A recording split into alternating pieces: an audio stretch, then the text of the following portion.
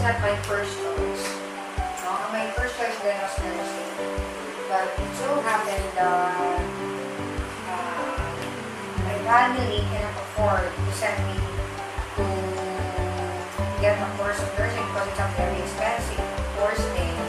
And I was already late for enrollment. My aunt, who is a BSO graduate, suggested that I took BS Psychology instead. So, and the rest is history. Maybe I was really destined to become a clinical psychologist.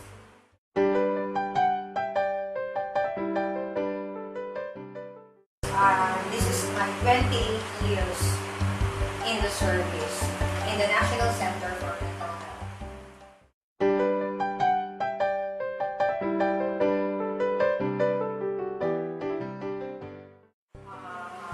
First and foremost, you should have an empathic ability.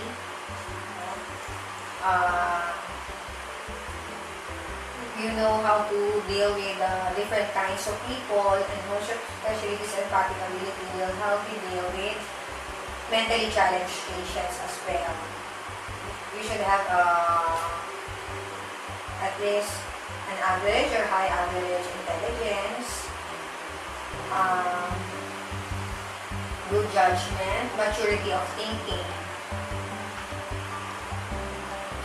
and good interpersonal relationships as well, because you're not only dealing with mentally challenged patients, but also dealing with your co-workers and supervisors.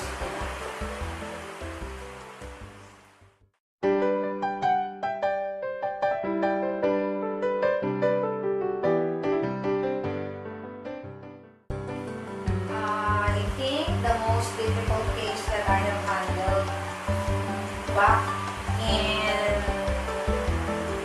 1990s, I guess, when I handled a case in the forensic pavilion, where I handled a case of a perpetrator who committed a massacre.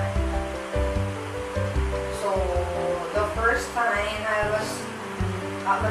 I handled a court case patients with the pending case of massacre. So you have to prove that the patient is malingering, pretending to be mentally ill so as to escape the crime, or if he is really mentally ill.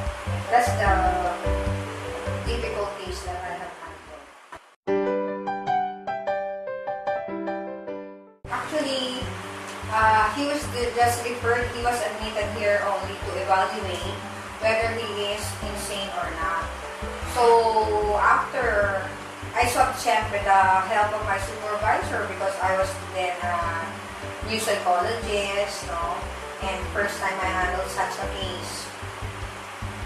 And since he's only referred for psychological and psychiatric evaluation, after the results have been made, so both me and the psychiatrist, he was referred back to jail. So hindi naman to kailangan mag-undergo pa ng counseling or therapy, kasi may pending case pa sa kanya.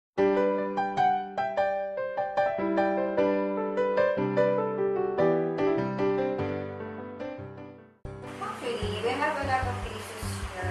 I guess we really cannot say that we lost hope, kasi we have naman medications to treat their psychological disorders. The problem is the family lose hope. It's not us. So they abandon their patients. They do not visit the patients who are longing for them. So what happens? All the more the illness is aggravated because of their longing.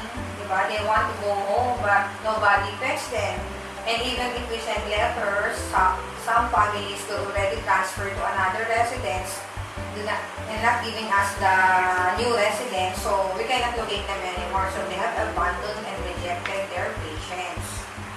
So how do we deal with it? So we have a pavilion for patients who are already abandoned and rejected by their families. So we have geriatric patients.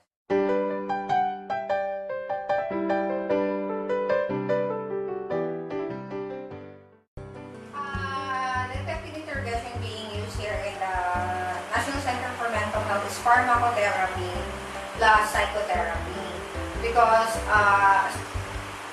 patients who need really medication should be starting first with medicines, with pharmacotherapy. And after that, if the symptoms have subsided, then that's the time psychotherapy can be initiated. And that's supportive therapy and family therapy.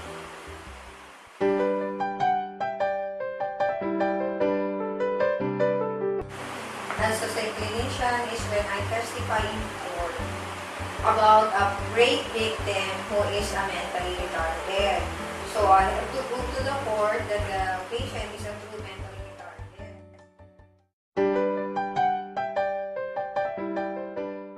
You study hard, be adept in all the theories of psychology, theories of personality, the different subjects in psychology, and also study well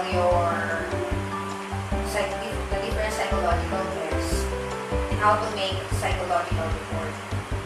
Because that is your main tool